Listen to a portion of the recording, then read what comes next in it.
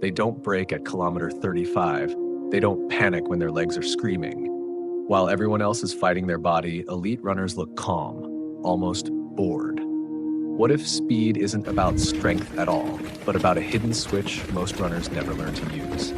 There's a moment in endurance running that still gives me chills. It usually happens late in a race, past kilometer 35, the point where the body is supposed to break, where legs feel hollow, breathing turns desperate, and the mind starts bargaining just to survive the next step.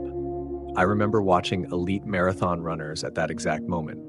The pace they were holding would have been a full sprint for me. But what shocked me wasn't their speed, it was their faces. Their jaws were loose, shoulders relaxed, eyes calm. Their breathing was heavy but controlled, almost rhythmic. They didn't look like they were fighting their bodies. They looked bored, as if nothing dramatic was happening at all. Now contrast that with how I felt in the same situation, chest tight, heart slamming against my ribs, jaw clenched so hard my teeth hurt. My mind is screaming, slow down, stop. This isn't sustainable. It felt like my own body had turned against me, and that's when a disturbing question surfaced. What if the real difference between elite runners and the rest of us isn't fitness, but control? Before we go any further, if you're interested in understanding your body beyond pace and mileage, subscribe to this channel. It's the best way to support deeper, science-driven conversations like this. Because once I started pulling on this thread, everything I thought I knew about performance began to unravel. Once that question entered my mind, it became impossible to ignore the story I had been telling myself for years. I truly believed I was doing everything right. More miles would fix it. Harder workouts would fix it. If I felt exhausted, it meant the training was working. And if I couldn't hold the pace late in a run, the explanation was simple. I just wasn't fit enough yet. So I kept pushing. I stacked volume on top of intensity. I chased numbers, splits, heart rate zones, convinced that progress lived somewhere beyond discomfort. And on paper, it worked. My fitness improved, my endurance improved. But quietly, something else was slipping. Recovery became shallow. Sleep felt lighter, less restorative. My body was tired, yet my nervous system refused to shut down. I felt permanently on, like a switch stuck in the wrong position. Rest days didn't feel like rest. Easy runs didn't feel easy anymore. At the time, I told myself this was normal. This was the price of ambition. This was what serious training demanded. But deep down, I sensed a contradiction. If pushing harder was the answer, why did I feel less in control as I became fitter? Why did the effort feel louder instead of quieter? That was the moment I realized I wasn't losing because I lacked discipline. I was losing because I was listening to the wrong story. Once I accepted that the old story wasn't serving me anymore, I started paying attention to details I had ignored before. I stopped looking at pace charts and finish times, and I started watching bodies, especially under stress, especially late in races. There was something subtle, almost unsettling, about how elite runners carried themselves when the effort should have been overwhelming. Their movements stayed quiet, their upper bodies didn't collapse inward, their breathing didn't fragment into panic. Even when fatigue was obvious, their system looked organized. Nothing extra, nothing wasted. Then I looked back at myself and runners like me. The signs were completely different, shoulders creeping up toward the ears, arms swinging harder as if trying to compensate. Breathing is becoming sharp and erratic, faces locked in tension. It wasn't just fatigue, it was chaos. That contrast stayed with me because it didn't look like a difference in strength. It looked like a difference in regulation. I began to wonder if what separates elite runners from everyone else isn't how much discomfort they can endure, but how well their body stays coherent when discomfort arrives. Maybe the real skill isn't pushing harder, but preventing the system from spiraling when pressure builds. That thought changed the direction of my search entirely. I stopped asking what muscles were failing and started asking what was losing control behind the scenes. The body isn't just an engine, it has brakes. That question forced me to step back and rethink how I understood effort itself. For most of my life, I treated the body like a simple engine. More fuel, more output. If I wanted better results, the answer was always the same. Press harder. But the deeper I looked, the clearer it became that the human body doesn't work like a machine with a single throttle. It works like a system with two controls. One pushes you forward. It raises your heart rate, sharpens your focus, and floods your bloodstream with stress hormones so you can perform. Without it, you couldn't race, train hard, or respond to challenges. And that part of the system gets all the attention. The other control does the opposite. It slows you down, cools you off, and restores order after stress.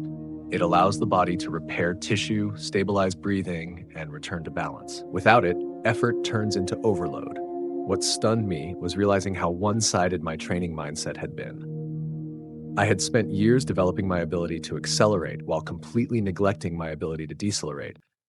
I was asking my body to run faster and longer without ever teaching it how to downshift. Elite runners I began to see weren't just powerful, they were regulated. Their systems could apply pressure, then release it, smoothly and efficiently. And that ability to control the brakes might matter more than how hard you press the gas. Once I understood that performance depended on having real brakes, the next question was obvious. What actually controls them? That's when I came across a nerve most athletes never talk about, yet it quietly touches almost everything that matters. The vagus nerve. A long, wandering line that starts deep in the brainstem and travels through the heart, the lungs, the gut, even into systems tied to hormonal balance and recovery. Not a concept, not a metaphor, a physical structure. What struck me wasn't just its anatomy, but its role. This nerve is essentially the body's main regulator of calm under stress. When it's active, the heart slows more easily. Breathing becomes efficient again. The body shifts out of survival mode and into repair. When it's suppressed, the system stays on edge, even when the effort is over. I started to see my own experience differently. The problem wasn't that I lacked willpower or aerobic capacity. My system simply didn't know how to stand down once stress arrived. I could push, but I couldn't release. Elite runners, on the other hand, seemed to have a nervous system that stayed responsive. Stress came, but it didn't hijack the entire body. They could surge without spiraling, recover without collapsing. That realization was unsettling, but also relieving, because it meant the issue wasn't who I was. It was how my nervous system had been trained. Once I accepted that the issue wasn't effort, but regulation, I was left with a frustrating question. How do you train something you can't consciously contract? You can lift weights for your legs, you can run intervals for your heart, but you can't flex a nerve on command. That's what made the discovery so surprising. The access point wasn't strength or endurance. It was breathing, not breathing as a fitness metric. Breathing as a signal. I learned that every inhale subtly presses the accelerator. Heart rate rises. The system prepares for action. And every exhale does the opposite. It tells the body it's safe to slow down. It activates the braking system I had ignored for years. When fatigue hit, my instinct had always been to gasp. Short, sharp breaths. Desperate attempts to pull in more air. I didn't realize I was sending my nervous system the same message over and over. Danger, danger, danger. So I tried something different. I stopped focusing on pace and focused on rhythm. Shorter inhales, longer, deliberate exhales. 2 steps in, 4 steps out. Nothing dramatic happened at first. No rush, no miracle. But the effort softened. My heart rate settled, my thoughts quieted. I wasn't fighting the run anymore. That was the moment it clicked. Breathing wasn't about oxygen. It was a remote control for the nervous system. And for the first time, I felt like I had my hands back on it. As I started to regain a sense of control through breathing, I began noticing changes that went far beyond heart rate or pace.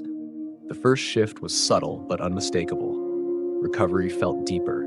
Sleep stopped feeling like a light doze and started feeling restorative again.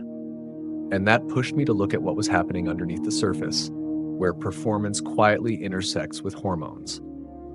Under constant stress, the body has to choose priorities. Survival always comes first. When stress hormones stay elevated, the systems responsible for growth, repair, and reproduction are dialed down.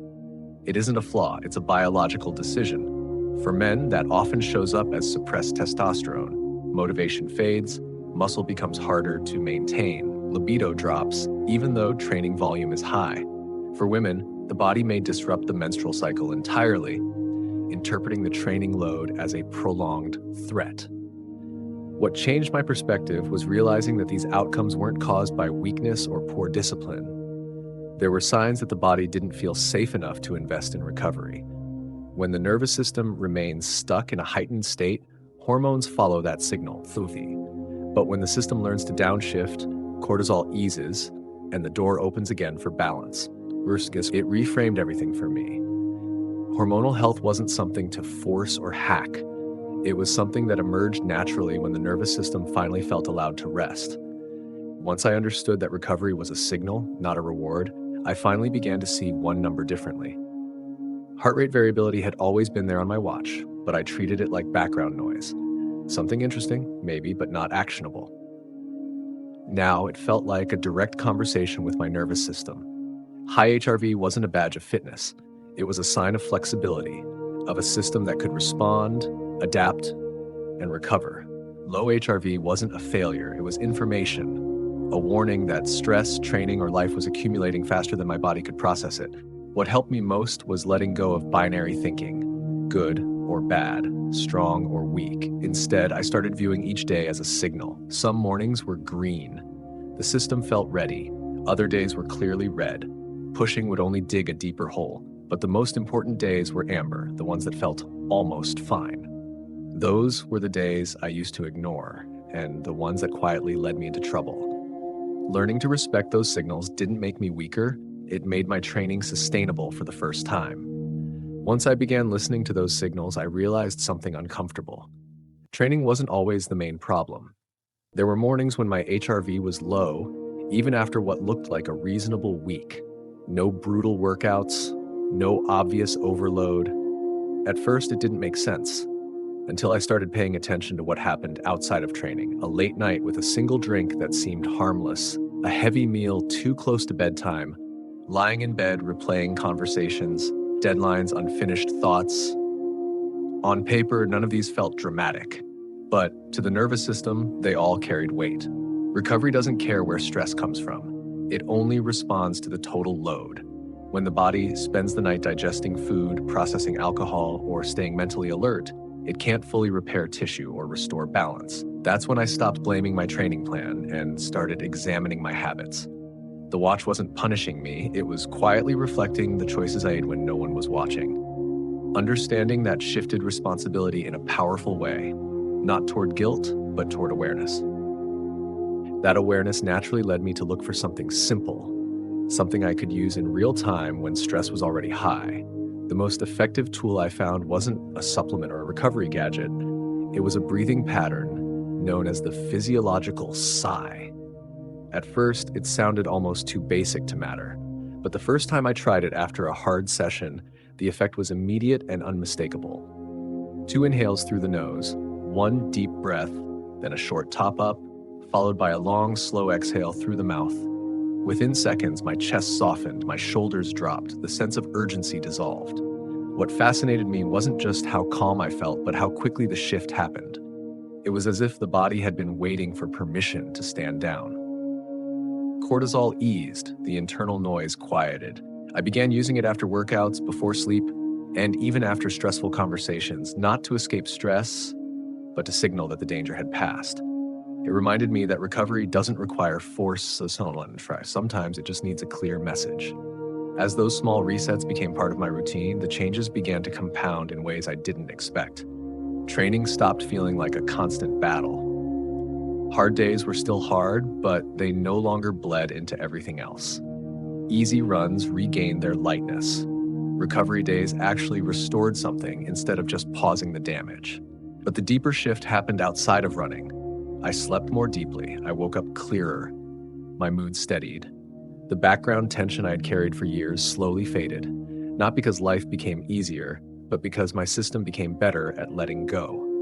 What surprised me most was the sense of trust that returned. I stopped second-guessing every sensation. Fatigue no longer felt like an enemy to defeat, but a signal to interpret.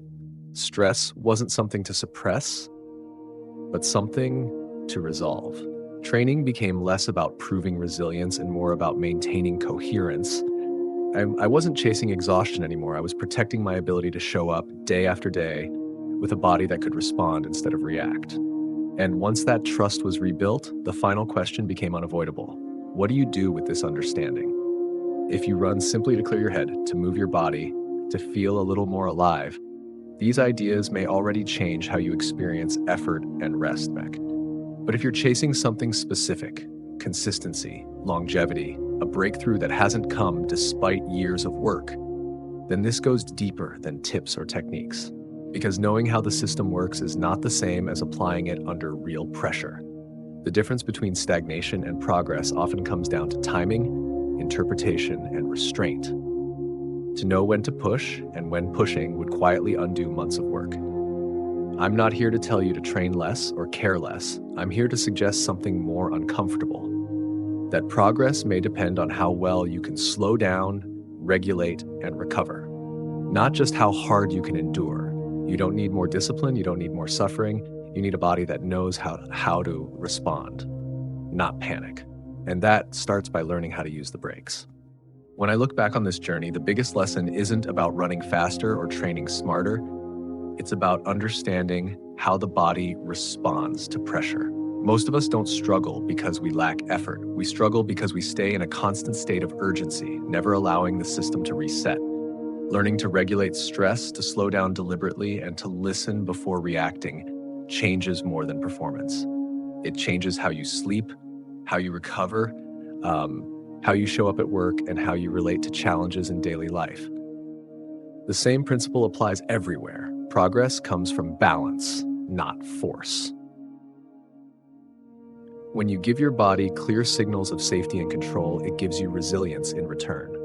I'm curious, what's one area in your life where pushing harder hasn't worked and you feel regulation might matter more? Share your thoughts in the comments so we can all learn from each other. And don't forget to subscribe to the channel to support more in-depth, practical content like this in the future.